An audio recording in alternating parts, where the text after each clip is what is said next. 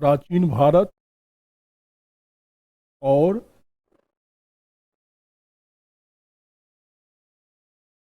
कला एवं संस्कृति। ठीक है, ये वाली जो हिस्सा है बेटा, ये जैसे मॉडर्न इंडिया बहुत ज़्यादा क्या था, मैं बहुत उस पर बल डाल रहा था, बहुत लंबा तुम लोगों को पढ़ाया भी था, हैं? क्यों भाई? कम से कम 10 क्वेश्चन प्री में और कम से कम 40 से 60 नंबर मेंस में आने आना है। तो उसी प्रकार प्राचीन भारत और आर्ट एंड कल्चर से प्री में कम से कम 7 से 8 क्वेश्चन, 10 भी हो जाए, ठीक है ना, लेकिन 7 से तो नीचे नहीं गया है अब तक। और मेंस में 30 नंबर आता ही आता है। ठीक है, तो आप समझ रहे हो कि यदि आपने मॉडर्न इंडिया और कौन सा, ये वाली हिस्सा अच्छे से कर लिए, तो 2/3 हिस्ट्री क्या हो जाता है, कंप्लीट। अब वर्ल्ड हिस्ट्री भाई, अब मान लो 4 क्वेश्चन दे दिया तो हम क्या करें? धोखा तो कभी भी हो सकता है, किसी के साथ हो सकता है, तो वो माने नहीं है, लेकिन जो ट्रेंड है वही ट्रेंड है भाई। रेल उसी पटरी पे सब दिन चलती है, कभी बैड लक होता है, एक्सीडेंट हो जाता है, क्या करें? ठीक है, वैसे ये भी क्या है, अपना एक बड़ा रोल है इसमें। जो आर्ट एंड कल्चर है, प्री वाली हिस्सा प्री में करवा देंगे, फिर इसके लिए मेंस का भी अलग से क्लास लेना पड़ेगा। ठीक है ना? तो आर्ट एंड कल्चर में कई देखो, एंशियंट हिस्ट्री में आप बहुत सारी पॉलिटिकल हिस्ट्री भी पढ़ोगे। ठीक है, अब जैसे आप मौर्य पढ़ोगे तो उसकी राजनीतिक इतिहास भी पढ़ोगे, मौर्यकालीन कला भी पढ़ो, प्री में भी वही पढ़ोगे, मेंस में भी वही पढ़ोगे, सिर्फ लिखने का आइडिया क्या हो जाएगा, डिफरेंसेस। ठीक है, तो अब देख बेटा, प्राचीन भारत का सिलेबस क्या है, ठीक है, क्या देखना है, पाठ्यक्रम। तो हम हमेशा कहते हैं, तुम लोगों शुरू से कहते हैं, तो देखो बेटा, हमेशा हम आप लोगों से कहते रहते हैं, क्या कहते रहते हैं, इस सिलेबस को कभी भी बड़ा मत बनाओ, हमेशा क्या कर दो, श्रिंक कर दो, छोटा कर दो, ताकि एक जो मनोवैज्ञानिक दबाव बनता है ना, वो आपके ऊपर नहीं बने। ठीक है, तो देखो, बस 3 तो मेन टॉपिक। एक टॉपिक सभ्यता है, एक टॉपिक धर्म है, और एक टॉपिक क्या है, राजनीतिक इतिहास। क्या है? राजनीतिक इतिहास। ये बेटा कुल मिला के आपके पास क्या है, 3 टॉपिक है। बहुत छोटा सिलेबस नहीं है, बड़ा बनाना ही नहीं है। आप यही यूपीएससी के साइड में जाके एंशियंट हिस्ट्री का देखोगी ना, आर्ट एंड कल्चर का 1-1.5 पेज का है सिलेबस। वो सिलेबस देखते ही आपका ऐसे ऑप्शनल में होता नहीं। आप लोग भी अब तो माने बड़े बच्चे हो गए, तो आप लोग सुने होंगे हिस्ट्री ऑप्शनल बहुत बड़ा है। कई यही सोच के नहीं लेता है, अरे यार बहुत बड़ा है, मर जाएंगे। और मैं कहता हूँ, गिन के 40 तो क्वेश्चन है उस। तो अब आप सिलेबस, अब देखो कैसे सिलेबस बड़ा हो जाए। अब देखो, ये टॉपिक है, तो टॉपिक के अंदर में तो सब टॉपिक होगा कि नहीं होगा? होगा ना? अब देखो, इसमें क्या क्या है बेटा, जिन जो लिखे नहीं होंगे वो लिख लो। सिंधु और वैदिक धर्म में 2 धर्म है, बौद्ध धर्म, जैन धर्म। राजनीतिक इतिहास में क्या है, मौर्य, मौर्योत्तर, गुप्त एंड गुप्तोत्तर, मौर्य, मौर्योत्तर, गुप्त एंड गुप्तोत्तर।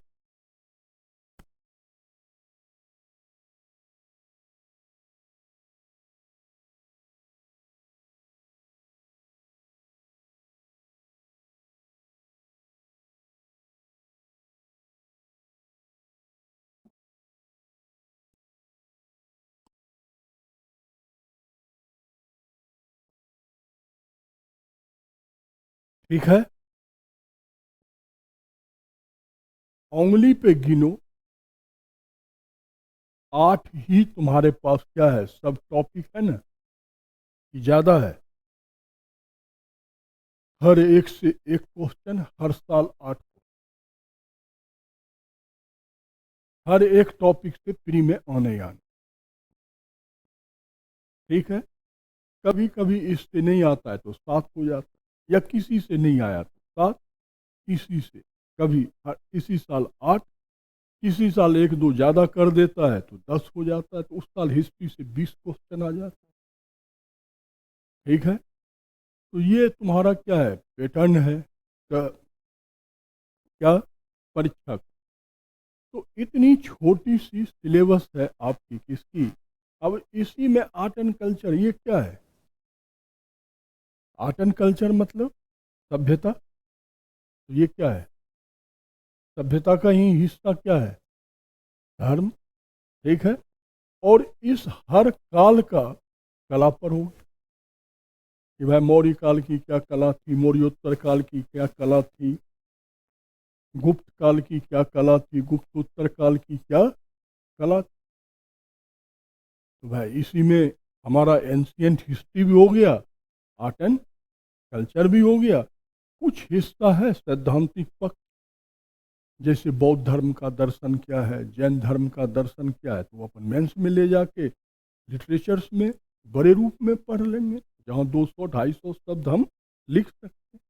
ठीक है, तो क्लियर हो गया बेटा। ठीक है, अब देखो, अब जब ये सब मैंने उस दिन पढ़ाया था,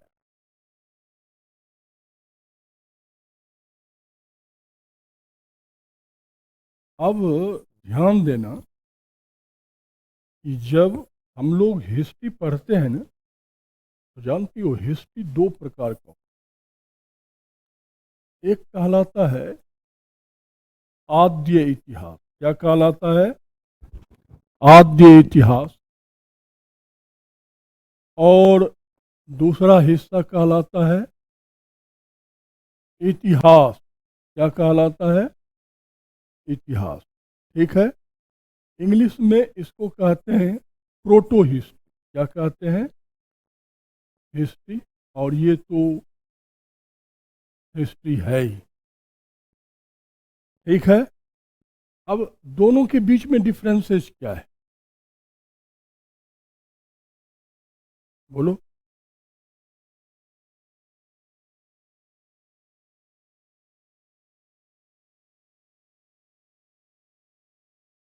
पढ़े होगा ना, हिस्ट्री तो पढ़ा होगा बीए में।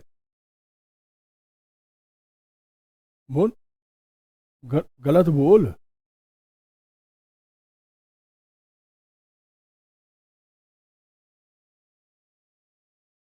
देखो बेटा, कुछ वो वही हाल, इसका वाला ही हाल तुम्हारा है। ठीक है ना, जगह सही पे हो, कोई बात। देखो, ध्यान दो, इस काल की जो लिपि होती है ना, हाँ, पढ़ नहीं सकते, तो हमें मिली है, उस काल की लिपि मिली है, लेकिन हम उसको पढ़ ही नहीं सकते। मेरा अब तक उसे सुपर कंप्यूटर भी नहीं पढ़ पाया। ठीक है, तो उसको अपन क्या कहते हैं, प्रोटोहिस्ट। ठीक है, और जो उसकी जो लिपि पढ़ा जा सकता है, क्या पढ़ा जा सकता है, वो क्या हुआ, वो हिस्ट्री। ये सब पूछता है, ध्यान से रखना, ठीक है ना। प्री में ये सब कल्चर का भी हिस्सा है और हिस्ट्री का भी क्या है, हिस्सा है बेटा, ठीक है ना। इट मीन्स आपको स्क्रिप्ट मिली है बट आप उसे पढ़ नहीं पाते हो, तो वो हुआ प्रोटो हिस्ट्री। मतलब वो हिस्ट्री में उसका अध्ययन कम करते हैं, एंथ्रोपोलॉजी में ज़्यादा। एंथ्रोपोलॉजी एक विषय होता है ना, उसमें ज़्यादा पढ़, ठीक है। और इतिहास तो तब से माना जाएगा जब से हम उसके लिपि को पढ़ लें, ठीक है।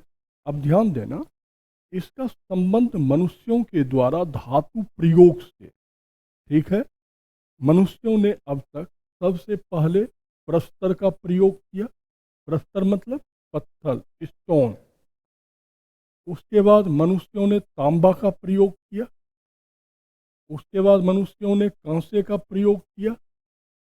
और उसके बाद मनुष्यों ने इसका लोहा का प्रयोग क्या किया, लोहा। और अब तक लोहा का युग चल ही रहा है, ठीक है। तो देखो, मनुष्यों ने जब तक पत्थर से लेकर कांसे तक का प्रयोग किया, ये आदि इतिहास क्या कहलाता है। और जब से मनुष्यों ने लोहा का प्रयोग शुरू किया, तब से हम इसकी लिपि को पढ़ने लगे, तो ये क्या कहलाता है, ठीक है। जब तक मनुष्यों ने पत्थर का प्रयोग किया, तांबे का प्रयोग किया, कांसे का प्रयोग किया, तब तक हम उसके लिपियों को पढ़ने में सक्षम नहीं है, तो वो क्या कहलाता है, प्रोटो हिस्ट्री कहलाती है, आदि इतिहास कहलाती है। और मनुष्यों ने जब जब से लोहा का प्रयोग किया, तब से हम उसके इतिहास को पढ़ने में सक्षम है। एज एग्जाम्पल देखो, तुम सिंधु घाटी सभ्यता भी पढ़ोगी और तुम वैदिक सभ्यता भी पढ़ोगे, हैं, ठीक है। सिंधु घाटी सभ्यता जो है वो कांस्य युग है। इस समय मनुष्य कांसे का प्रयोग करता है। अब सिंधु घाटी सभ्यता से हमें ढेर सारी स्क्रिप्ट मिली, लिपियां मिली हैं, लेकिन हम उस लिपि को पढ़ने में सक्षम नहीं, ठीक है। अब वैदिक सभ्यता का संस्थापक कौन है, आर्य है। और आर्य की पुस्तक क्या है, वेद है। तो वेद को पढ़ने में हम क्या है, सक्षम। तो यहाँ से इतिहास शुरू हो जाएगी। क्लियर हो गया, समझ में आ गया कि यहाँ से यहाँ तक का जो काल है वो आदि इतिहास है, ठीक है। और यहाँ से क्या होगा, हाँ, भविष्य में यदि हम पढ़ लेंगे सिंधु घाटी सभ्यता के लिपि को, तो ये भी इतिहास हो जाएगा, तब वही दोनों बच जाएगा, ठीक है। तो ये समझ गया डिफरेंसेस प्रोटो हिस्ट्री और हिस्ट्री के बीच में, ठीक है।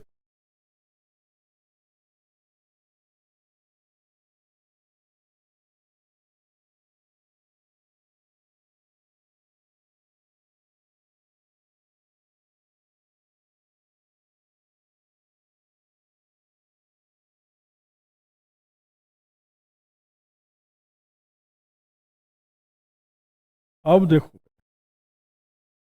हम लोग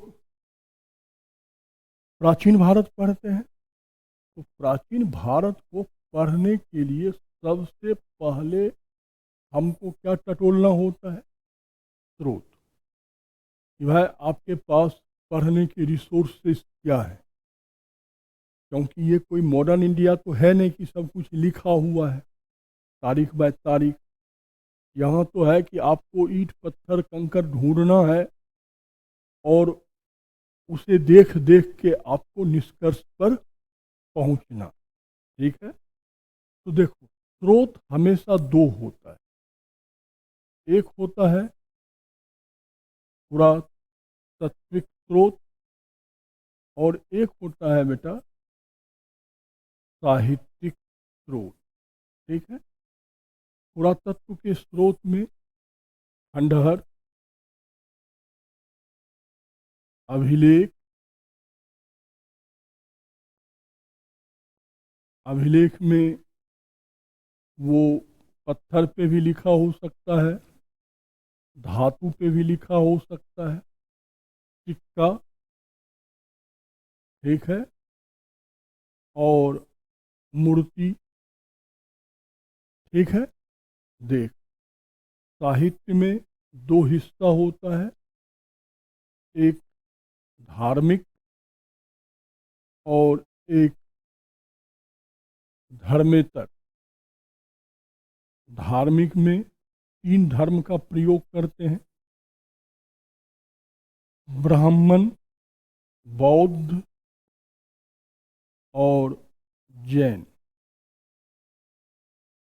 धर्मेतर में दो है, एक भारतीय और एक विदेशी।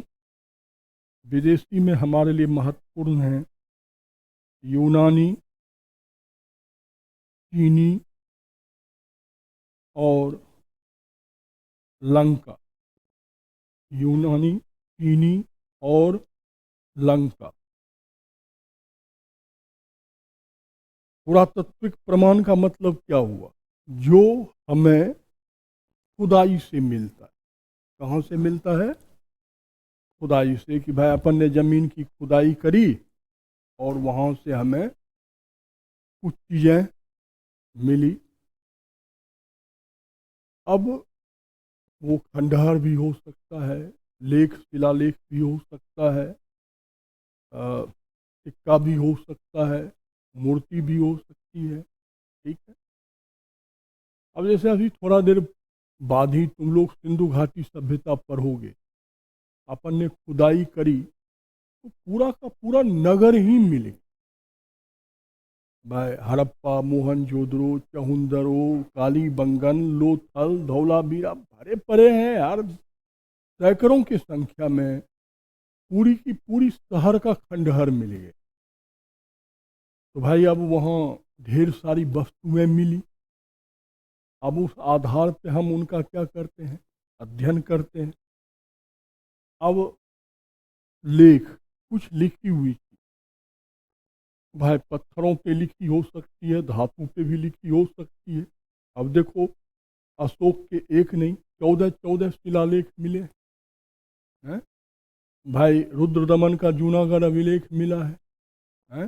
कुमारगुप्त का बिलसर अभिलेख, कोहम अभिलेख, स्कंदगुप्त का गाजीपुर भीतरी स्तंभ लेख भरे पड़े हुए हैं, दर्जनों में हैं, जो अपन टॉपिक वाइज पढ़ेंगे भी पर, ठीक है।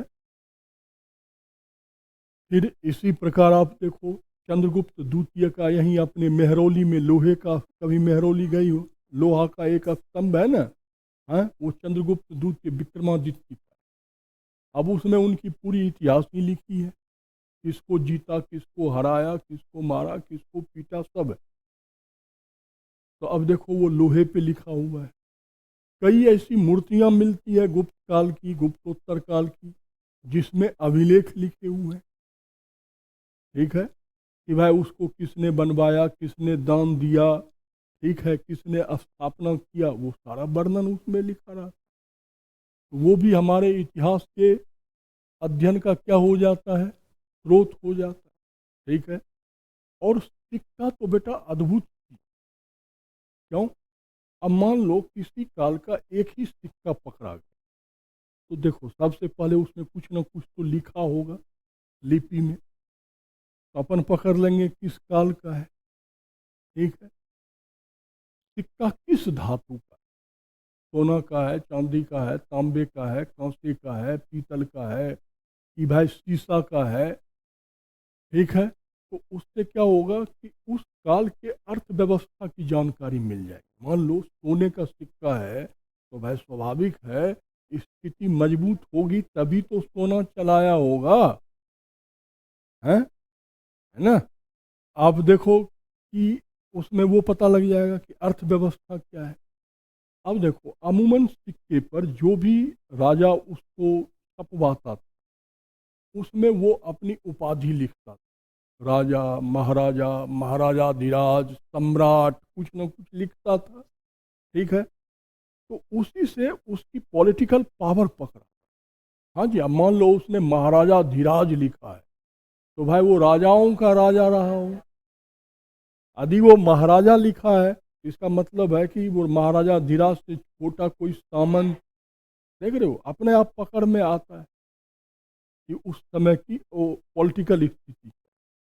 फिर उसका फोटो रहता है, तो उसमें अपन पकड़ लेते हैं कि उस समय में कैसे कपड़े पहनते थे, कैसा वो सर पे मुकुट धारण करता था, उस समय के आदमी का चेहरा मोहरा कैसा रहा, ठीक है।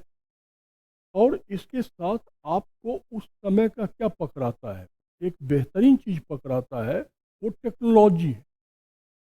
क्या टेक्नोलॉजी है भाई, मान लो सोने का हो चाहे तांबे का हो चाहे चांदी का मारो शीशा का हो, तो बिना टेक्नोलॉजी का तो नहीं बना होगा ना, क्योंकि प्योर मेटल का तो कुछ बनता नहीं है। मिक्स मेटल किया होगा, उसे गलाया होगा, सांचे में ढाला होगा, तो देख रहे हो तो इससे केमिकल टेक्नोलॉजी का क्या होता है पता लग जाता है कि भाई उस समय का रासायनिक उद्योग कैसा था। देख रहे हो, आपने एक सिक्के पकड़े सब कुछ, ठीक है। तो ये इतिहास अध्ययन के बड़े जबरदस्त स्रोत माने। और उसी प्रकार एक दूसरा हिस्सा होता है लिटरेचर, साहित्य, ठीक है। अब साहित्य देखो, दो प्रकार के साहित्य हमें अध्ययन में काम में आता है। एक वो धर्म से रिलेटेड होता है और एक जो जिसका धर्म से लेना देना नहीं है, वो हमारे लौकिक जीवन का क्या है, पुस्तक है, ठीक है। अब प्राचीन भारत का यदि आप अध्ययन करोगे तो तीन ही धर्म हमारे काम आएंगे। एक तो जिसको हम लोग हिंदू धर्म कहते हैं, तो ये कोई धर्म अरम नहीं है, उस धर्म का नाम है ब्राह्मण धर्म या सनातन धर्म या वैदिक धर्म, ठीक है। वो तो अपन लोग आम बोलचाल की भाषा में हिंदू हिंदू कह लेते, ठीक है ना। बौद्ध धर्म और जैन धर्म। अब जैसे देखो, आप वैदिक सभ्यता पर होगे तो वैदिक पूरी पूरी वैदिक सभ्यता का अध्ययन ही आप वैदिक लिटरेचर से करोगे। तो भाई मान लो जैसे वेद है, ब्राह्मण है, अरण्यक है, उपनिषद है, ये वैदिक लिटरेचर कहलाता है। ये भाई हिंदुओं के धर्म ग्रंथ, ठीक है। लेकिन है क्या कि जिस समय वेद की रचना हुई उस समय का पॉलिटिकल, सोशल, इकोनॉमिकल क्या है, चीज़ों का वर्णन है वो। मान लो अभी ही तुम कोई धर्म ग्रंथ लिखोगी, मान लो, है, तो स्वाभाविक है कि इस समय के समाज का, राजनीति का, अर्थव्यवस्था का, धर्म के पद्धति का उसमें अपने आप क्या हो जाएगा, वर्णन हो जाएगा।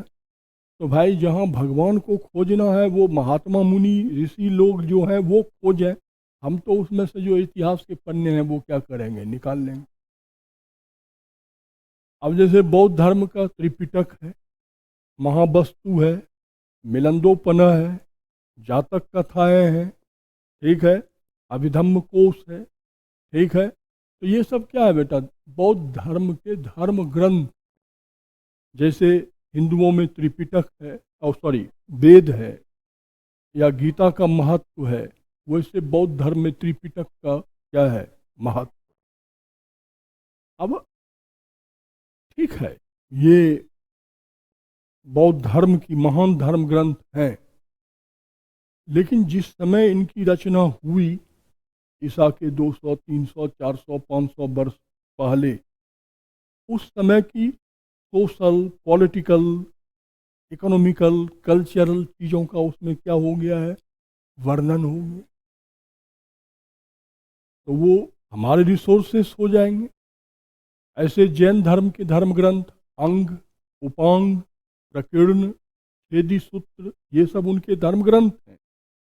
अब भैया वो उनके धर्म ग्रंथ हैं, मंदिरों में उसका पाठ होता है, ठीक है।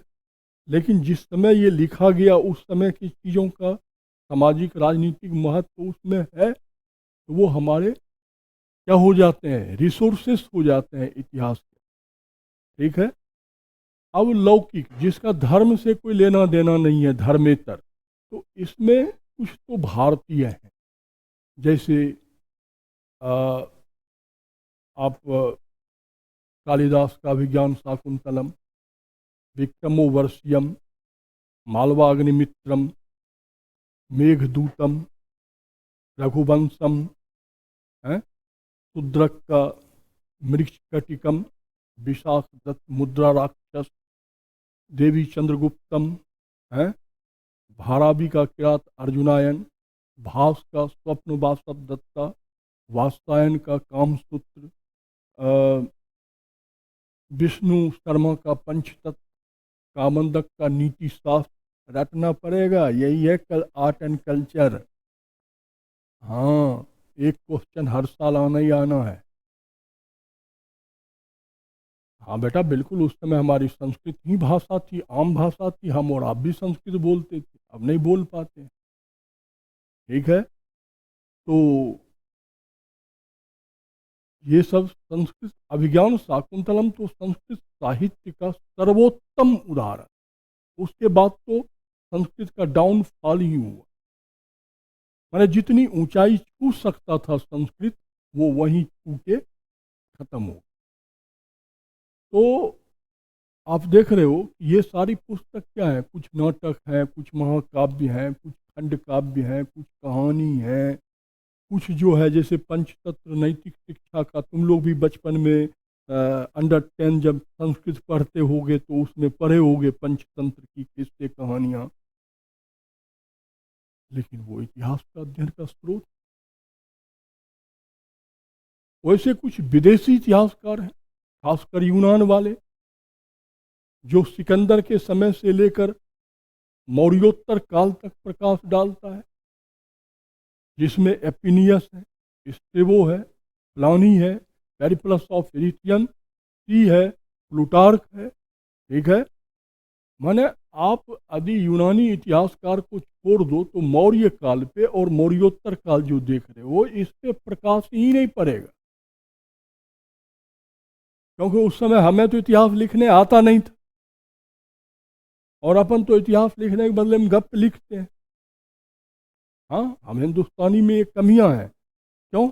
हम किसी के प्रति अपना एक माइंड सेटअप बना लेते हैं, अरे यार ये बड़े अच्छे आदमी हैं, हम तो इनका नमक खाए हैं, इनके लिए मर जाएंगे। अरे मर जाओ, वो सही है, लेकिन इतिहास लिखने में क्यों मरे जा रहे हो? उसमें तो सबके योगदान को लिखना है ना। मेरा कहने का मतलब ये है। अब इसी प्रकार चीन में फाहियान, वैनसांग, इत्सिंग, ये सब विभिन्न समय पे भारत आए और इन्होंने अपने विवरण में भारत के इतिहास का क्या किया, उस समय की सामाजिक राजनीतिक आर्थिक दशाओं का वर्णन किया है, और आज वो हमारा रिसोर्सेस है। इसी प्रकार लंका का जो दीपवंश है, महावंश है, इतना इम्पोर्टेंट पुस्तक है। जब 1837 में अशोक के शिलालेख को खोजा, कौन? James princess. ठीक है। तो खोजने के बाद उसमें लिखा था देवानाम प्रिय अशोक। ठीक है। अब जेम्स प्रिंसेस ये नहीं सोच पा रहा था कि ये देवानाम प्रिय अशोक है कौन। भाई, उसके नाम के आगे मौर्य नहीं लगा है ना। जैसे चंद्रगुप्त के नाम के आगे मौर्य, बिंदुसार के नाम के आगे मौर्य, इसने तो अपने नाम के पीछे आगे ही लगा लिया था देवानाम प्रिय अशोक। अब उसको परेशानी हो रहा था कि ये किस वंश का शासक। तो उस समय लंका भी ब्रिटिश कॉलोनी ही था। तो वो लंका गया, तो जब वहाँ बौद्ध भिक्षुओं से बात किया, तब उसने बताया, अरे साहब यही तो देवानाम प्रिय अशोक है, ये मौर्य वंश का शासक था, इसी ने हमारे देश में बौद्ध धर्म का प्रचार प्रसार किया है। बोले कहाँ लिखा है? बोले देखिए हमारी पुस्तक है दीपवंश और महावंश, आज से 2300 ईस्वी पहले का, उसमें उनका नाम का वर्णन है। तो देखा तो सही में था। तो देखो अब तो इतिहास बन गया। पूरी मौर्य इतिहास बन के तैयार हो गई ना। तो इस प्रकार देखिए, है वो धर्म ग्रंथ, क्या है वो, सिंगली भाषा का बौद्ध धर्म ग्रंथ है। दीप, ये बेटा उपाधि है, देवताओं को प्रिय। मतलब अशोक ने अपनी तुलना देवताओं से की, ठीक है, वो अलग मुद्दा है, यही पॉलिटिकल मुद्दा भी होता है। क्या करे बेटा, कंट्रीज तो नहीं आएंगे, यूनान तो आज भी एक ही देश है, ठीक है ना। वो मेसोडोनिया साम्राज्य था, वो यूनान, आज के यूनान से लेकर आपके भारत तक फैला हुआ था। मैं पुरु को हराया था सिकंदर की नहीं हराया था। तो भारत का भी जो अफगानिस्तान पाकिस्तान वाला हिस्सा है, वो तो उसी के साम्राज्य के अधीन था। तो पूरा पश्चिम एशिया, मध्य एशिया, पूरा यूरोप, मिस्र, अफ्रीका, उतनी बड़ी साम्राज्य थी वो। तो उसमें देश को कौन गिन पाएगा, ठीक है। लेकिन फिर भी जैसे मेसोडोनिया हुआ, मिस्र हुआ, एपेनियस हुआ, सीरिया हुआ, ठीक है ना, ये सब उसके प्रमुख क्या थे, राज्य थे। नॉट उस समय कंट्री नहीं, राज्य। तो इस प्रकार बेटा हमारे पास साहित्यिक रिसोर्सेस उपलब्ध हैं, हमारे पास पुरातत्विक। देखो अब क्या है, कभी कभी बड़ी विचित्र स्थिति प्राचीन भारत के साथ उभर जाता है। तो जब तक ये सब कॉन्सेप्ट क्लियर नहीं रहेगा, तब तक आप प्राचीन भारत के कॉन्सेप्ट को नहीं समझ पाओ।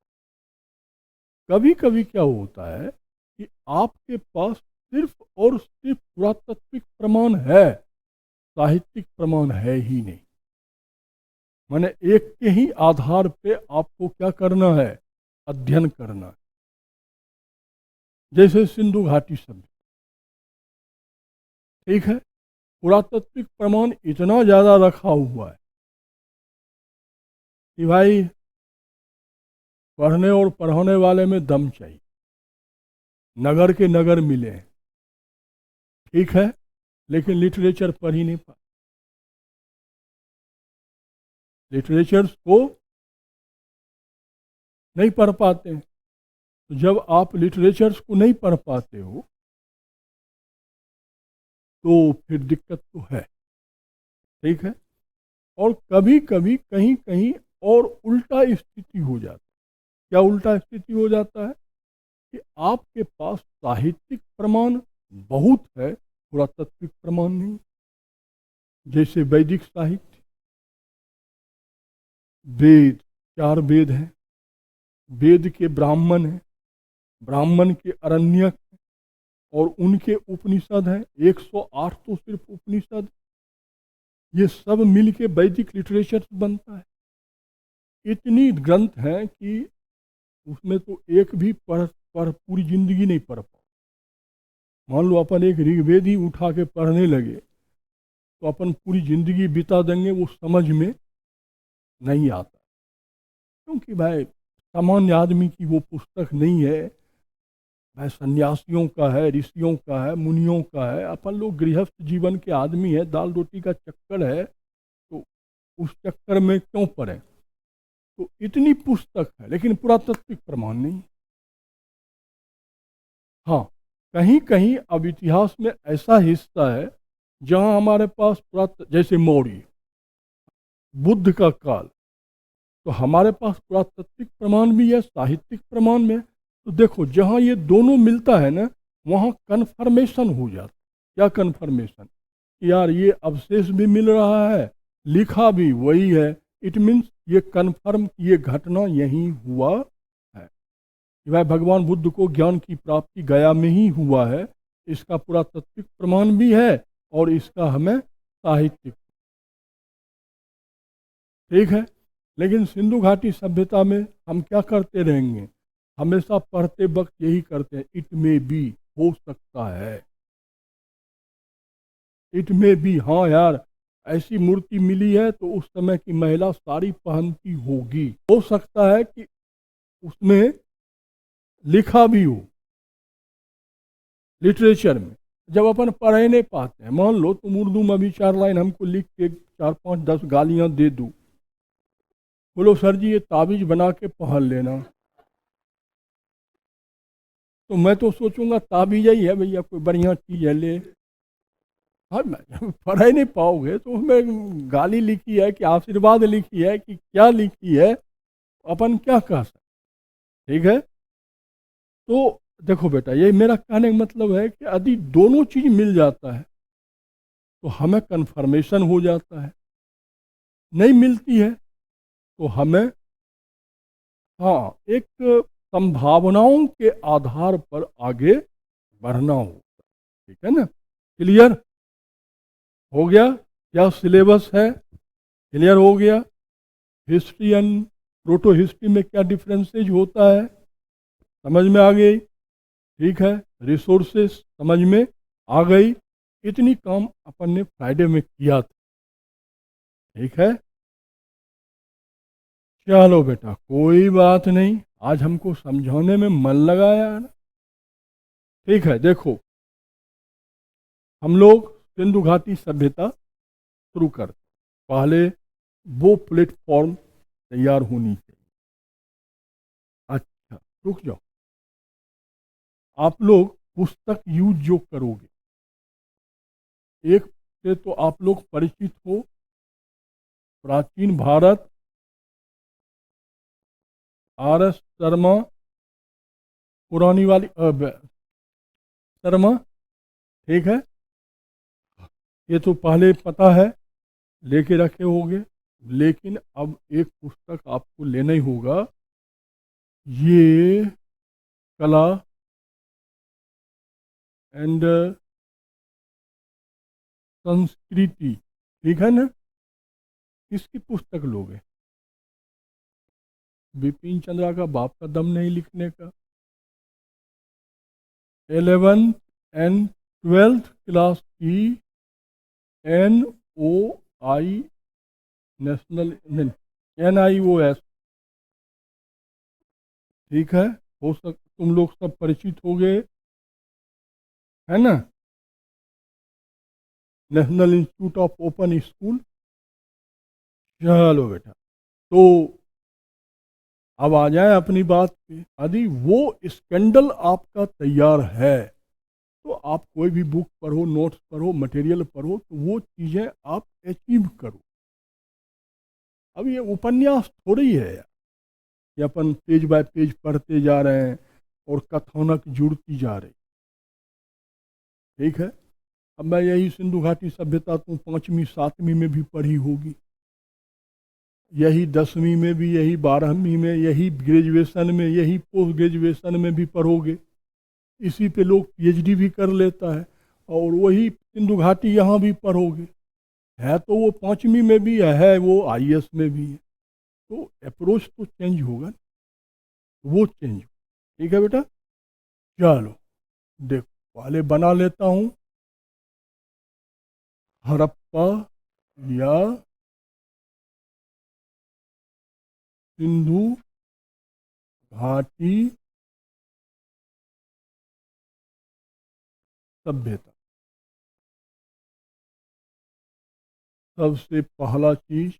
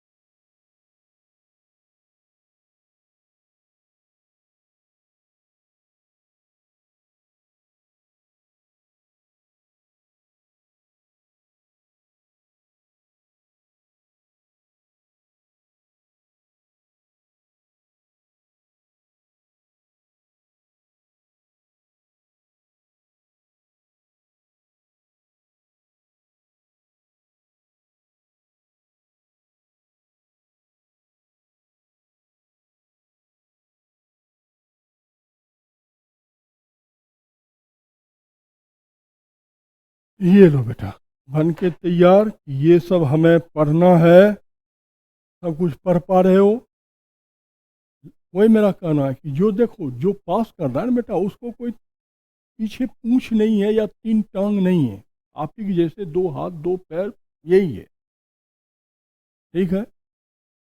वो सफल क्यों हुए? क्योंकि उन्होंने एक रणनीति के तहत उस चीज का अध्ययन किया। आप क्या कर गए?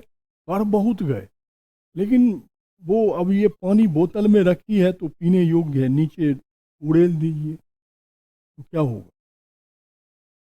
बह जाएगा ना। तो भाई जब बह जाएगा तो वो पानी पीने योग्य नहीं रहेगा। ठीक है। वही है, परिश्रम करो तो उसका आउटपुट, इनपुट का आउटपुट निकलना चाहिए। तो सबसे पहले आप ये अपने आप से प्रश्न पूछो कि इसका नाम हड़प्पा क्यों,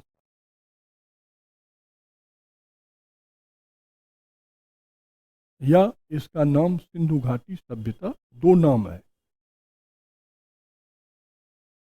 हाँ, हड़प्पा सभ्यता लिखो तो सही है, सिंधु घाटी सभ्यता, इसे भारत की सभ्यता नहीं कहते। नहीं, कभी सोची? नहीं सोची। मैं आज आप लोगों को सोचने पे मजबूर करता हूँ। ठीक है, देखो कैसे नाम पड़ा। नहीं, अब जैसे मान लो, तो बेटा आपका नाम सुनीता कैसे पड़ा? कुछ ना कुछ कॉजेज, सर मेरे मम्मी पापा को अच्छा लगा होगा उनने। सिंपल सा उत्तर है यार।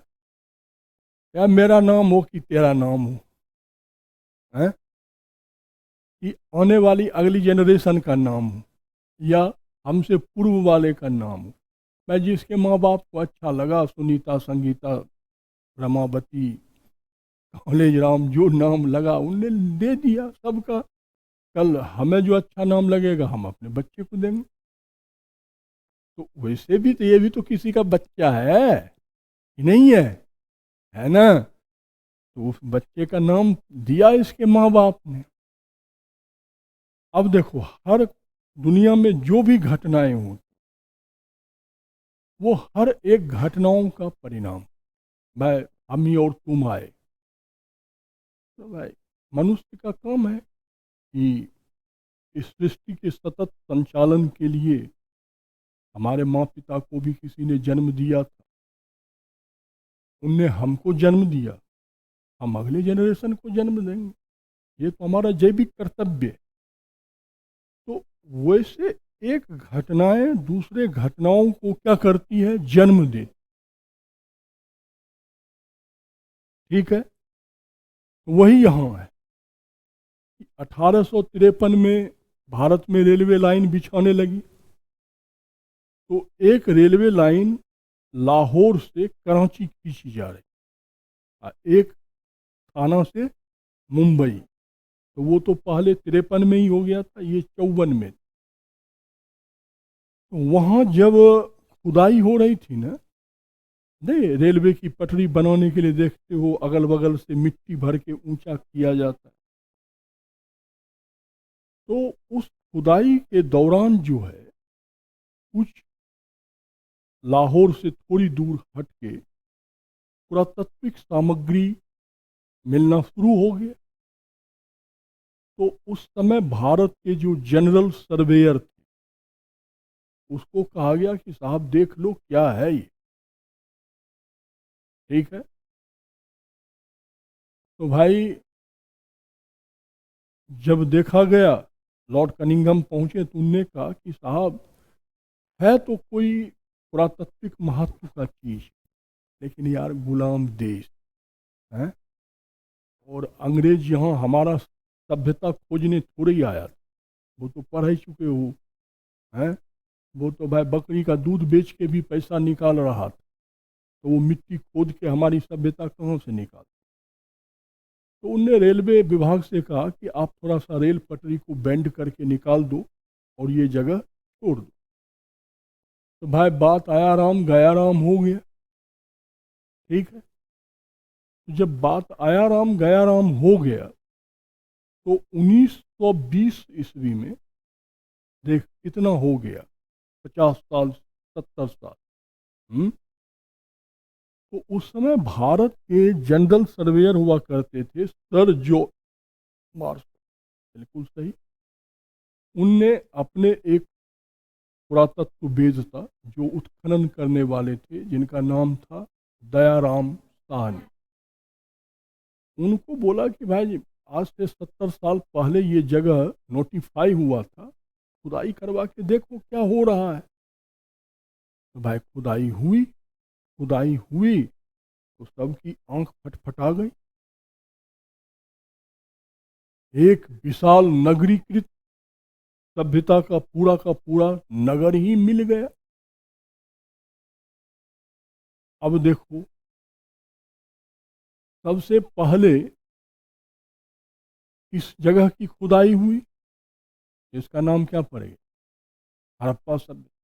अरे अमूमन यदि मान लो तुम लोग गांव में या शहर में ही यार अपने मोहल्ले में, जैसे मान लो ये 4 भाई बहन है, लेकिन इसकी मम्मी का नाम पड़ जाएगा सुनीता की मम्मी।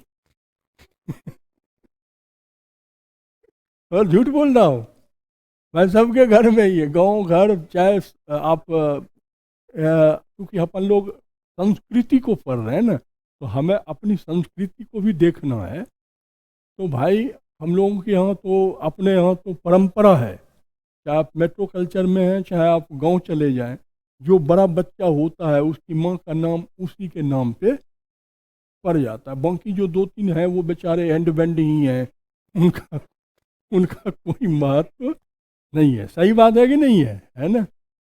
वही तो बेटा है, यहाँ देखो अपने नाम याद हो जाएगा, सहजता से पढ़ो, प्रेशर लेके। अब हड़प्पा नाम पड़ गया इसका। अब इन फ्यूचर आज 1990 तक आप 2000 ईस्वी तक चले आइए, तो पाकिस्तान और हिंदुस्तान में मिला के दर्जनों सिंधु ये इस सभ्यता के हमें नगर मिले। और इन सब की एक कॉमन विशेषता है, क्या?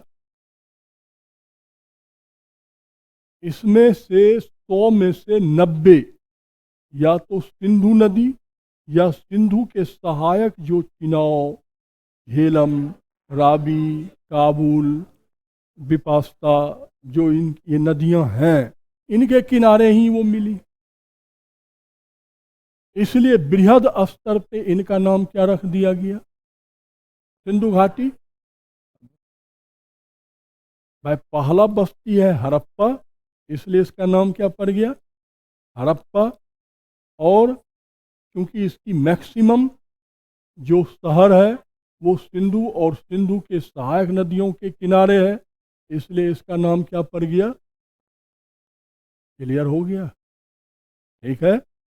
अब देखो, जब भी कोई सभ्यता मिलेगी तो सबसे पहला काम ये शुरू कब का है, कब का है? ठीक। मेरे भाई, जिस समय इसकी खुदाई हुई तो अपन लोग तो कलाकार होते ही हैं, उसमें आधे अंग्रेज कलाकार, आधे भारतीय कलाकार। कोई कहे 10,000 वर्ष पुराना, तो अंग्रेज टांग खींच के कह दे 2,000 वर्ष पुराना। ठीक है। कोई उधर से फिर कोई पंडित जी आए, 6,000 वर्ष पुरानी। ठीक है, जिसका मन में जो आया। हाँ, और सबके अपने अपने तर्क हैं। इन पंडित जी ने एक पत्थर उठाई, अरे यार ये तो मेरे भाई, अरे मेरे भाई। फिर इधर से ये फादर साहब आए अंग्रेज, उनने वो ये कांसा है, कांसा, ये तो कोई 2,000 वर्ष पुरानी है ही, यही लपरधंधी हो तेरा, समझ ही रहे हो। तो ऐसी चीज़ों का कोई मान्यता नहीं होता। और आप पहले से जान रहे हैं कि ये कांस्य युगीन सभ्यता है और इसके लिपि को हम पढ़ने में सक्षम नहीं। यदि इसके स्क्रिप्ट को हम पढ़ लें तब तो आंख मीच के बोल देंगे कितना साल पुराना है। ठीक है। अब मैं ये नौटंकी होते रहा, लेकिन कालांतर में इतिहास विकास किया, विज्ञान विकास किया। आप लोगों को पता है कि आज के डेट में आयु निर्धारण करने का सबसे बेहतर तरीका क्या है? Carbon dating. आप सबको पता है। तो भाई यहाँ भी डेटिंग आ गई। ठीक है। और जब इसका कार्बन डेटिंग किया गया तो ये चीज़ स्थापित कि भाई कि यहाँ जो मिलने वाली चीज़ है ना, वो एक काल की नहीं, अलग अलग। तो इसका मतलब जो किसी सभ्यता या संस्कृति की जो परिभाषा है वो सही है क्या? कि कोई भी सभ्यता या संस्कृति एक दिन में ना तो पैदा होता है, ना एक दिन में नष्ट। मान लो हम ही तुम क्या इतने बराबर, इतने बड़े बड़े लोग पैदा हुए, अब चूहे बराबर तो इतनी आप एक दिन का या 1 घंटा 2 घंटा 4 घंटा वाला आदमी का बच्चा देखो तो गोद में लेने में डर लगता है। वो जब 2 4 महीने का होता है तब जाके अपन उसे क्या करते हैं, नहीं इतनी सी वो चूहे जैसा लाल लाल दिखता है मेरे भाई, देखे कि डर लगता है। कोई बात नहीं, आज इतने बड़े बड़े हो गए। तो हम तो एक ग्रेजुअली जैविक विकास। ठीक है। और यदि मान लो अकाल मृत्यु ना हो मनुष्य की, वो धीरे धीरे किशोर अवस्था, युवा अवस्था, प्रौढ़ अवस्था, वृद्धावस्था में उसके बाद जाके डिस्ट्रॉय होता है, खत्म होता है।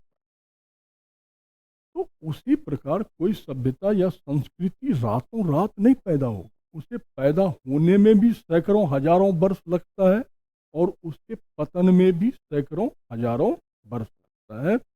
इसीलिए सिंधु घाटी सभ्यता के नगरों में एक कालक्रम की वस्तु नहीं मिली, अपितु 3 कालक्रम। ठीक है। एक देखो, 3700 ईसा पूर्व, मतलब आज से लगभग लगभग 5700 ईस्वी पहले, 6000 मान लो ना राउंड अप फिगर में, 5,500 6,000 बरस पहले से लेकर 27, ये जो 1000 साल देख रही हो इसमें एक जैसी चीजें, मतलब इसको उन्होंने नाम दिया प्री हड़प्पा। प्री हड़प्पा मतलब जब वो ग्रामीण कल्चर में थी, जब वो विकास होने की। भाई मान लो अपने दिल्ली की खुदाई करो, मेट्रो भी मिलेगा, मेट्रो के नीचे पता नहीं कौन कौन काल मिलेंगे। ठीक है। तो वही वाली बात। ठीक है। अब एक सेकेंड लेयर मिलता है मध्य हड़प्पा, मतलब मेच्योर हड़प्पा, पूर्ण विकसित हड़प्पा, 500 वर्षों तक। ठीक है। और है उत्तर हड़प्पा, मतलब लेटर पतन की ओर जाना शुरू हो। तो 2200 ईस्वी में शुरू हुआ पतन, 1750, मतलब 500 बरस इसे बर्बाद होने में भी, देखो बनने में भी 1000 बरस लगा, पूरे मैच्योरिटी के साथ रहने में भी 500 वर्ष रहा, और पतन होने में भी 500 साल तक ये बना रहा। ठीक है। तो देखो ये कार्बन डेटिंग है। ठीक है। तो लगभग बेटा मान के चलो 5500 वर्ष पहले ये शुरू हुआ। ठीक है। और लगभग लगभग 3500 वर्ष पहले ये क्या हुआ, खत्म हुआ। ठीक है। तो ये इसका कालक्रम विभाजित हो गया तुम्हें। अब देखो, जब कालक्रम विभाजित होता है तो सबसे पहला आपके सामने में समस्या आता है कि भाई इसका सीमांकन क्या है। ठीक है। तो देखो इसका सीमांकन क्या है। तो ऐसा एक कॉलम बनाओगे जैसा मैं बना रहा हूँ, इस तरफ लिखोगे दिशा, इस तरफ लिखोगे स्थल,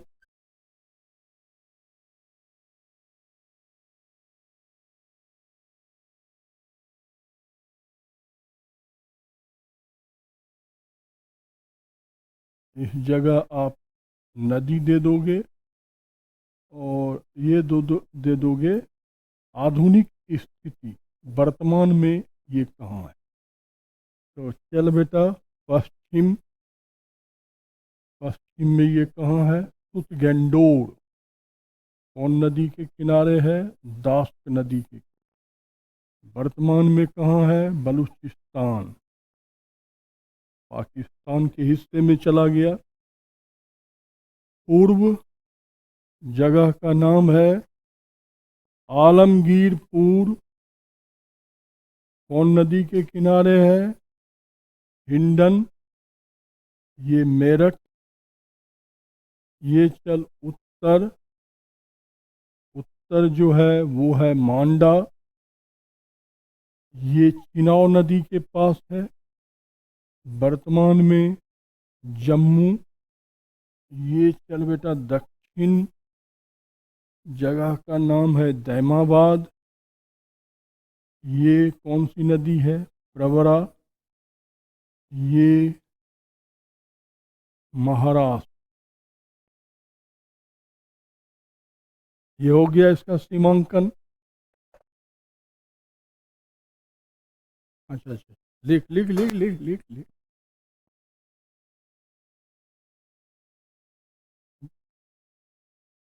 उत्तर मांडा, मांडा।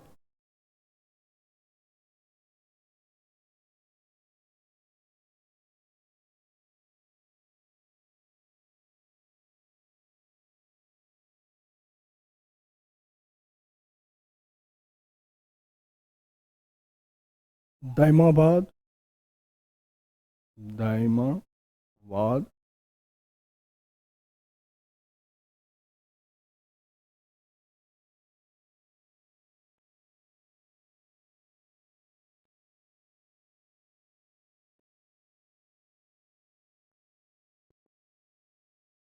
लिख लिया बेटा? देखो इसका क्षेत्रफल जो है वो 13 लाख वर्ग किलोमीटर है। 13 लाख।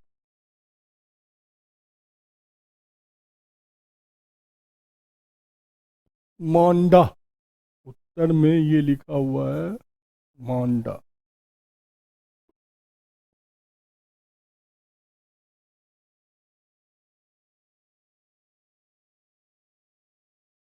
लिखा? लेट मत लिखा कर, तब तुम लोग ऑनलाइन में भाग लेते थे।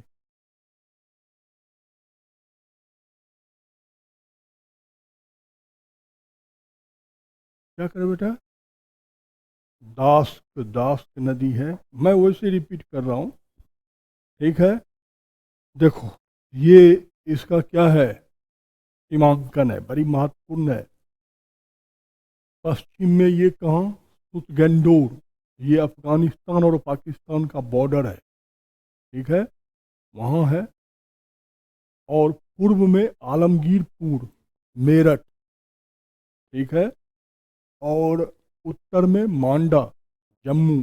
दक्षिण में दैमाबाद, महाराष्ट्र में। तो आप देख रहे हो छोटी मोटी सभ्यता तो नहीं है, हैं? जो अफगानिस्तान से लेकर कहाँ तक? मेरठ तक। और जम्मू से लेकर महाराष्ट्र तक फैला हुआ हो। इतनी बड़ी तो यूरोप महाद्वीप नहीं है क्षेत्रफल में, उतने बड़े क्षेत्र पर ये फैला हो, ठीक है? अब बेटा यहाँ ध्यान रखना, यहाँ बड़ा जबरदस्त क्वेश्चन बनाता है। एक तो आपको सुमेलित करने का यहाँ पे क्वेश्चन बना, चाहे ये इससे मिलवाए, चाहे ये इससे मिलवाए, मैच करवाए, या सिंगल चॉइस, निम्न में से कौन सुमेलित नहीं। मल्टीपल चॉइस करेगा तो सुमेलित करवाएगा, सिंगल चॉइस देगा तो निम्न में से कौन सुमेलित नहीं है या निम्न में से कौन गलत, या मल्टीपल चॉइस करना चाहेगा तो निम्न में से कौन सही है, कूट वाला उत्तर, ठीक है? तो ये आपको रटना पड़ेगा। और जैसे मैंने क्वेश्चन आपको बताया वैसे ढेर सारे क्वेश्चन आपके अनसॉल्व में होंगे, ठीक है? तो उसको आप क्या करो, सॉल्व करो, तभी ऑब्जेक्टिव में यदि आप प्रैक्टिस नहीं करोगे तो वो आपके बस में नहीं है। ठीक है, अब इसमें कुछ समझने और समझाने के लिए थोड़ा ही है, भाई फैक्ट है, आप उसे रटो और रट के आप क्या करो, इसके ऊपर 10-20 क्वेश्चन बना डालो, हो गया, गलत नहीं होगा। ठीक है, अब चलो इसका सबसे कॉन्सेप्ट बेस्ड क्वेश्चन यहाँ है।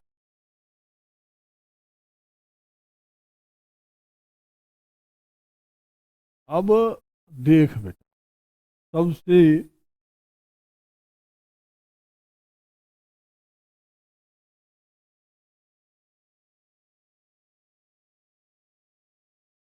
जो मज़ेदार काम है वो हम भारतीयों को श्रेय लेने की बड़ी आदत नहीं, उद्घाटन करने में अपन माहिर होते हैं।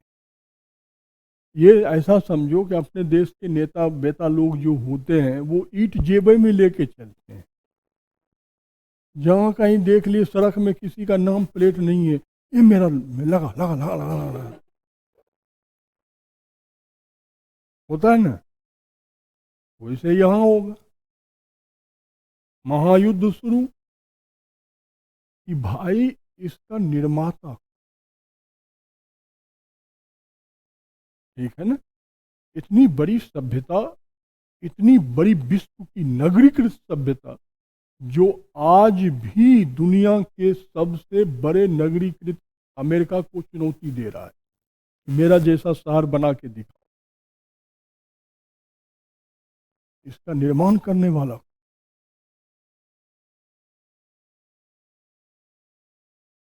ठीक है, अब भाई हमारा इतिहास तो अंग्रेज बहादुर लिख रहे थे, उन्हें तो हमें छोटा करके आकलन करना आदत, तो उनने कह दिया कि इस सभ्यता का, ये जो सभ्यता है कौन, सिंधु घाटी, ये मेसोपोटामिया के सभ्यता का उपनिवेश। देखो कितना नीचा दिखाता था। अंग्रेजों ने हमें सिखाया कि आज से 7,000 बरस पहले भी तुम गुलाम थे, आज भी तुम गुलाम हो, तुम पैदा ही गुलाम लेने के लिए हुए हो, इसलिए आज़ादी के लिए छटपटाओ नहीं।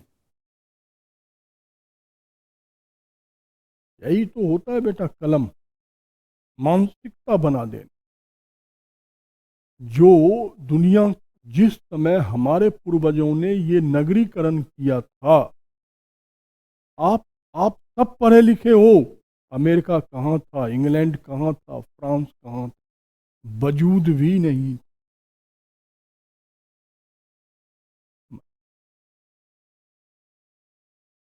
जब उनके वजूद नहीं थे उस समय हमारे पूर्वजों ने 27 फ्लोर की मकान बनाई है हड़प्पा में, अन्नागाड़ 27 फ्लोर की, आज भी दिल्ली में शायद नहीं है 27 फ्लोर का बिल्डिंग।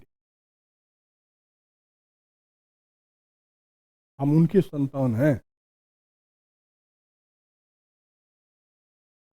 और उसका श्रेय वो हमको नहीं दे रहा, वो श्रेय किसको दे रहा है, मेसोपोटामिया। भाई मेसोपोटामिया सिंधु घाटी सभ्यता का समकालीन था, उनने कह दिया भैया तुम उसी के उपनिवेश थे जैसे आज मेरे हो। ठीक है, अब ध्यान देना, अब देखो यही यूपीएससी का क्वेश्चन यही है जिसको आप कहते हैं कॉन्सेप्ट बेस्ड, ये अब साथ में लिखना, ये किताबों में नहीं मिलता है। क्या है, मैं कोई भी कहे, जैसे मैं भाई ये मेरा बच्चा है मान लूँ, तो कैसे है, या तो उस बच्चे की माँ बोले या डीएनए करवाओ, कुछ तो आप करोगे ना। ठीक है, तो वही यहाँ है बेटा कि यदि अंग्रेज इतिहासकार ये कह रहा है ये मेसोपोटामिया का बच्चा है, उपनिवेश मतलब बच्चे ने, यदि वो मेसोपोटामिया का उपनिवेश है तो कैसे, तो सिमिलरिटी दिखाओगे ना, जैसे कि आप डीएनए में यहाँ सिमिलरिटी दिखाते हो वैसे सिमिलरिटी दिखाओगे। ये देख, समानांताएं। देखो, पहला क्या कहा कि भाई दोनों ने ईंट का प्रयोग किया, दोनों ने ईंट का प्रयोग। अब आगे लिखते जाना, किया। दोनों ने चाक पर बने बर्तन का प्रयोग किया। तीसरा, दोनों ने कांसे के बर्तन का क्या किया, प्रयोग किया। चौथा, दोनों नगरीकृत सभ्यता की। पांचवा, दोनों ने लिपि का प्रयोग किया। देखो, यही यूपीएससी वैसे कहता है अपन कॉन्सेप्ट बेस्ड क्वेश्चन। अगला जो तुमने पिछला जो देखा था ना, कौन वाली, सीमा वाली, वो हुआ फैक्ट बेस्ड क्वेश्चन, ये हुआ कॉन्सेप्ट बेस्ड।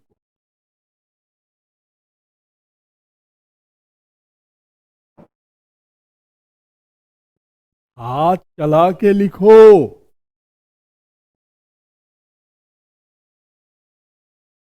लिखी? अब समझ बेटा, मजा आएगा। ठीक है ना? बैठ लूं? चलो, डर लगता है कहीं टूट टाट गया यार मुफ्त में। हाँ, समझो। अब उसने कह दिया कि मेसोपोटामिया का लड़का है, उपनिवेश है, तो ये डीएनए सिमिलरिटी दिखा दिया। सही बात है, दोनों ने ईंट का प्रयोग किया है, दोनों ने कांसे का बर्तन का प्रयोग किया है। भाई साहब, दोनों ने चाक के मिट्टी का बर्तन का प्रयोग किया है, दोनों ने लिपि का प्रयोग किया है। सब सच्चाई, लेकिन यही सब गलत। कैसे? देखो, देखने का दो दृष्टिकोण हो। एक होता है स्थूल दृष्टिकोण। स्थूल मतलब क्या होता है? जैसे नहीं, टीवी भी खोलते हो, अरे अरे अपन 4 5 चैनल, 6 8 10 चैनल जब चेंज कर लेते हैं, तब क्या करते हो, एक जगह जाके मन स्थिर हो। तो वो जो आपने ना जैसे चैनल बदला ना, वो क्या है, आपका स्थूल दृष्टि। क्या है? स्थूल। ठीक है। और जहाँ जाके आप रुक के पूरा एपिसोड देखने लगे, वो क्या हुआ, सूक्ष्म दृष्टि। क्या हुआ? सूक्ष्म। तो आपने स्थूल स्तर पे देखोगे तो यही है, और जब सूक्ष्म स्तर पे देखोगे तो अपने आप आपको डिफरेंसेज अभी मैं पकड़वा देता हूँ। दोनों ने ईंट का प्रयोग किया। ठीक है। मेसोपोटामिया मतलब बेटा इराक। ठीक है ना? बगदाद, सद्दाम हुसैन वाली। हाँ। तो भाई, दोनों ने ईंट का प्रयोग। लेकिन जानते हो, मेसोपोटामिया सभ्यता के लोगों ने सिर्फ कच्ची ईंट का प्रयोग। कच्ची मतलब भाई, ईंट सांचे में बनाया है, ठीक है, और धूप में सुखा के प्रयोग कर। ठीक है। सिंधु घाटी सभ्यता में कच्ची और पक्की दोनों ईंट का, पक्की का ज्यादा हुआ है, कच्ची का कम हुआ है। सिर्फ चबूतरा बनाने में कच्ची ईंट का प्रयोग हुआ है, या प्री हड़प्पन काल के जो नगर हैं, ठीक है ना, उसमें यूज। तो आप बताओ, टेक्नोलॉजी के स्तर पे आगे कौन हो? हड़प्पा। बाप हड़प्पा हुआ कि बगदाद। भाई मान लो इंग्लैंड हमारा साम्राज्य था, हम उसके उपनिवेश थे, तो भाई आज भी लंदन दिल्ली से कई गुना नगरीकरण में क्या है, आगे है, टेक्नोलॉजी में आगे है। भाई उसने जो टेक्नोलॉजी 1932 में यूज किया था वो तो आज हम कर, जब वो छोड़ देता है तो अपन कर। ठीक है, ठीक है, क्लियर हो गया कि पहला समानता ही गलत। दूसरी क्या लिखी है बेटा? चाक। उनने सही में दोनों ने चाक के मिट्टी का प्रयोग किया, हम एग्री कर रहे हैं।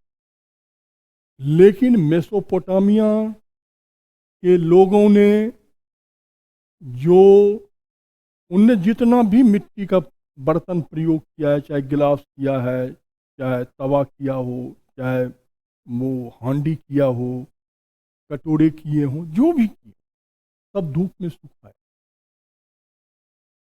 और सिंधु घाटी सभ्यता में जो आपको मृदभांड, इसको हिंदी में क्या कहते हैं, मृदभांड, अब शब्द टर्मिनोलॉजी को भी याद करो, ठीक है ना। अभी तक तो हम लिख रहे हैं मिट्टी का ये वो, ताकि आप, इसके लिए शब्द क्या आता है, मृदभांड। ठीक है, आप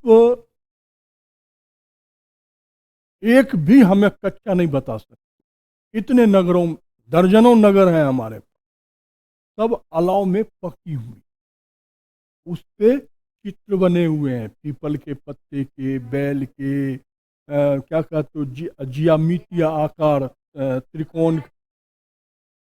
हाँ जी, कई प्रकार के जीव जंतु, और क्या कहते हो, त्रिभुज चतुर्भुज, ये सारे, और बिल्कुल लाल टनाटन पका। ठीक है ना, तो इसे अपन लाल लाल मृद भांड भी कह, ठीक है ना, क्या कहते हैं, लाल मृद भांड। तो आप ही तय कर दो ना, टेक्नोलॉजी में कौन आगे हुआ, हम की वो, हम, तो पिताजी कौन हुआ, हम हुए। जैसे उनने हमको ललकारा, अब उनको हम ललकारेंगे। हमें हमारी भी समझ, देखो यही होता है बेटा इतिहास लेखन। अब इसी इतिहास को वर्तमान की सरकार बदलना चाहती है, तो जो हमारे ही देश के इतिहासकार स्थापित करके गए ये, वही उसका विरोध कर। अब ये सच्चाई नहीं है, चश्मा लगाने की क्या जरूरत है यार। तीसरा चीज क्या लिखा हुआ है, दोनों ने, हाँ बिल्कुल, कांसे के बर्तन का प्रयोग किया है, लेकिन मेसोपोटामिया के लोगों को कांसे का बर्तन बनाने नहीं आता। वो सिंधु घाटी सभ्यता, हाँ इसी का तो व्यापार होता था। और हमें चहुंद्रो नामक शहर से भट्टी मिला भी है, अर्थात हमारे यहाँ के लोगों को कच्चे माल से धातु निष्कर्षण। हाँ, तो आप ही तय कर दो टेक्नोलॉजी में कौन आगे है, तो दादाजी कौन हुए, हम। हाँ, और क्या, बाप से भी ऊपर हो गए, ये टेक्नोलॉजी की बात है कि जो धातु निष्कर्षण उद्योग है वो भारत में आज से नहीं, आज से 6000 बरस पहले से है, और दुनिया में उसके अवशेष मिल रहे हैं। ठीक है, देखो कितना गलत इतिहास पढ़ा दिया है हम। और भाई इससे मानसिकता छोटी होती है, हमें यार, हमें हमें हमें क्या सर जी, हमारे इतिहास में तो हमारे गर्व करने लायक कुछ है ही नहीं।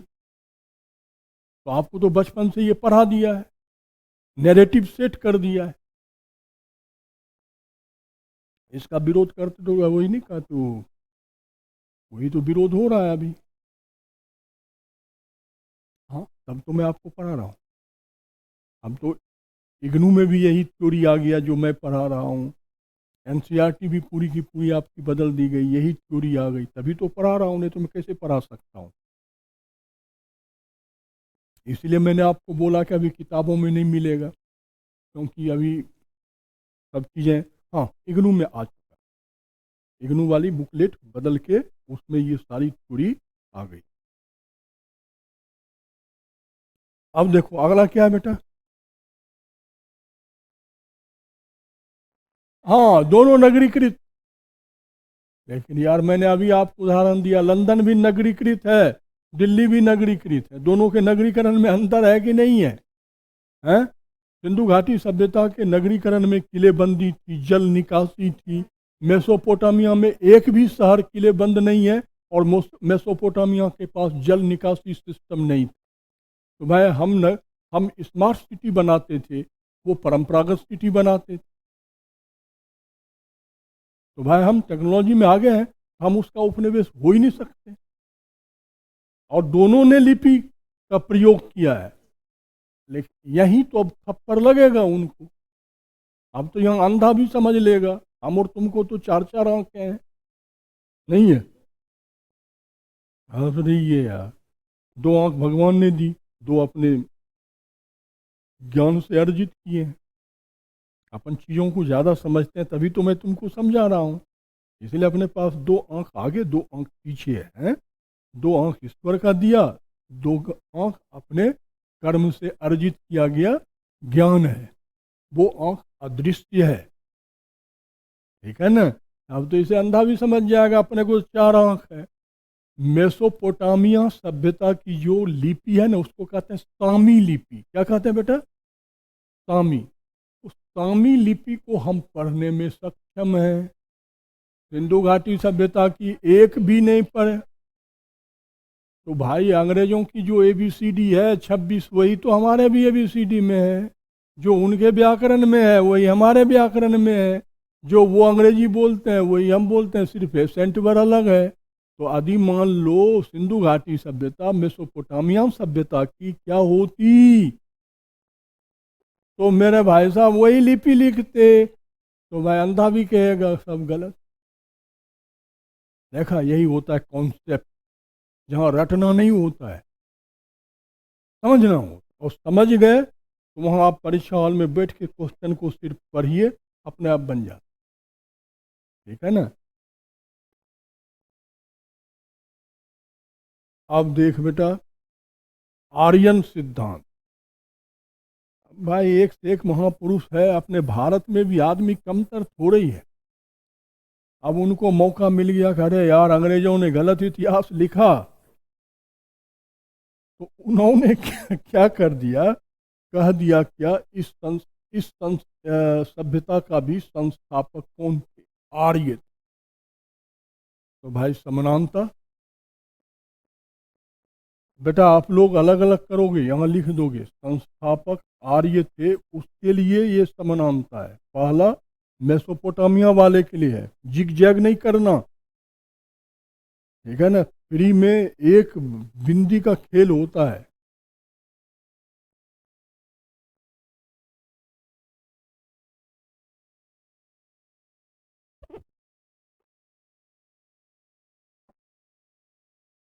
देखो क्या समानांताएं हैं।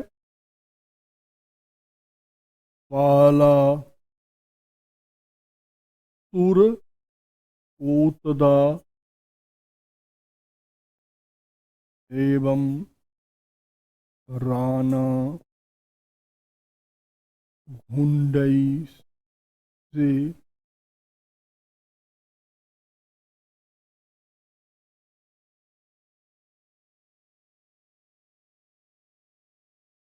आर्यों का बेटा। अभी आर्य आप पढ़ कहाँ रहे हो? अभी आप वैदिक सभ्यता नहीं आए हो ना, अभी तो सिंधु घाटी सभ्यता में हो ना। ठीक है ना? अभी लिखना, अभी थोड़ी देर में समझ।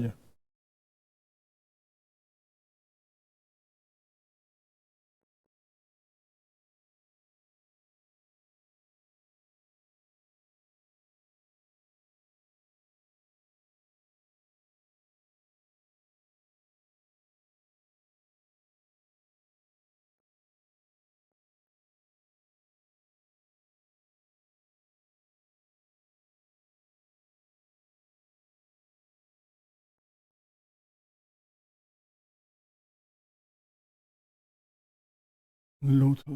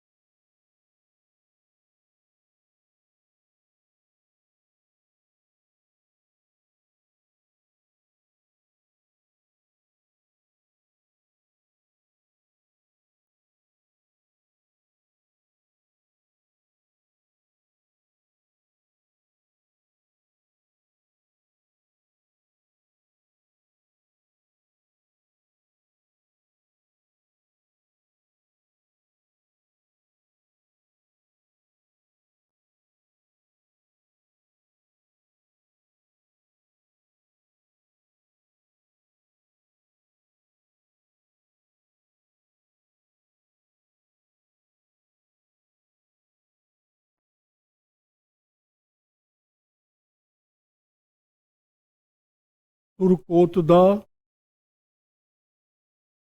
दा एवं राणा घुंडई से घोड़े का अवशेष, लोथल से घोड़ा की मृण मूर्तियां, बनावली कालीबंगन एवं लोथल से अग्नि पूजा का अवशेष, ऋग्वेद में भौगोलिक क्षेत्र के रूप में सप्त सैंधव का प्रयोग,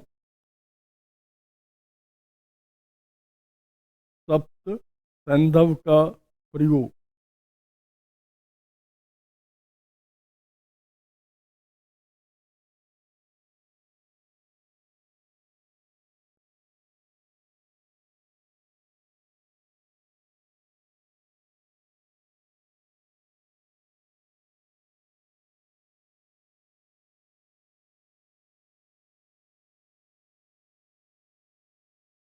लिख लिया बेटा? समझाऊं? समझ। अभी मैंने कहा कि हमारे यहाँ के भी लोग कम कलाकार थोड़े हो, अपन लोग भी कलाकार हैं। जैसे इनको पता चला, अरे यार अंग्रेजों ने तो गलत, इनने सही करने के चक्कर में इतना सही कर दिया कि लिख दिया कि इस सभ्यता का संस्थापक भी कौन थे? आर्य। और ढूंढ लाया समानता जबरदस्त।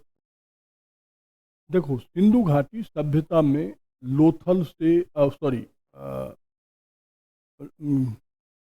तुर्कोतदा से और कहाँ से, राणा घुंडई से घोड़े का अवशेष, ठीक है, और लोथल से घोड़े की मृण मूर्तियां, मतलब मिट्टी की, पकी हुई मिट्टी की, वो बच्चा में अपन लोग नहीं खेलते हैं छोटी मट्टी वाली मूर्ति, वही वाली।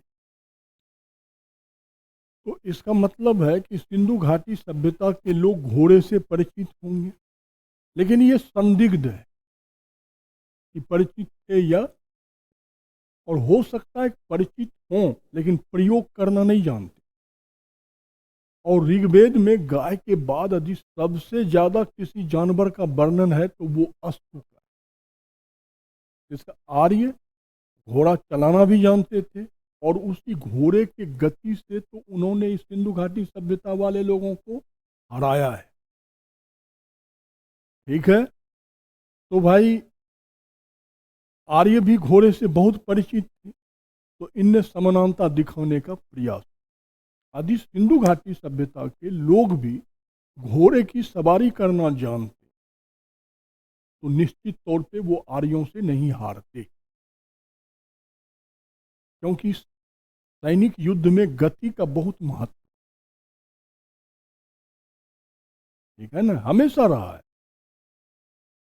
तो ये जबरदस्ती समानता स्थापित करना। तीसरा क्या है? बनावली, लोथल और कालीबंगन से हमें यज्ञ कुंड मिला है, ठीक मिला है, उसमें राख भी मिला है, उसमें बलि पड़ा है, वो हड्डियां भी हैं।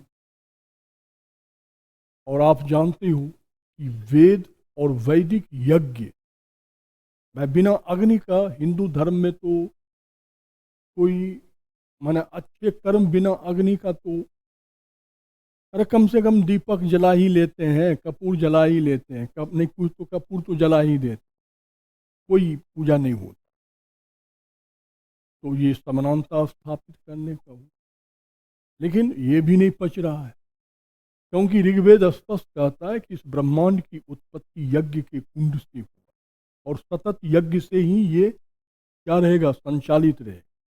और वहाँ तो दर्जनों शहरों की खुदाई हुई तो 3 में मिली है, तो भाई ये तीनों अलग मान्यता के होंगे, तो बड़ी बात नहीं।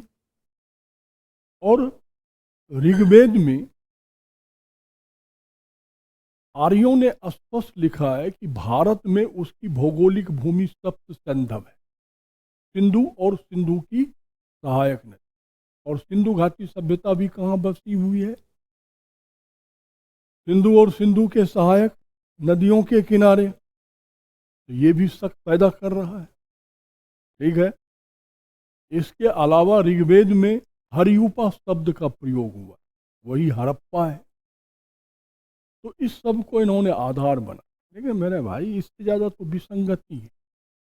आर्य कबीलाई, ये स्टेबल समाज, हम्म, आर्य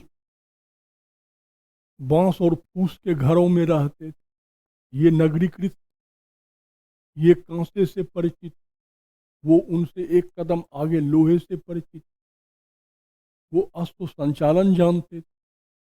ऋग्वेद में इंद्र को पुरंदर कहा गया है, किले को तोड़ने वाला। तो भाई यही वो किले में रहते थे, इसी को तोड़ के बर्बाद किया है उनने। ठीक है, तो फिर ये निर्माता कैसे हो गया है? हैं? ये मातृ प्रधान समाज है, वो पितृ प्रधान समाज है। इनको लिपि का ज्ञान था, आर्यों को लिपि का ज्ञान नहीं था, उनको भाषा का ज्ञान था। संस्कृत पहले एक भाषा थी, उसकी अपनी लिपि नहीं थी, तो फिर आर्य कैसे संस्था है? तो जबरदस्ती का आप क्या कर रहे हो, स्थापित कर रहे हो। तो इसके संस्थापक आर्य भी नहीं। ठीक है, ठीक है बेटा, कल आगे बढ़ेंगे।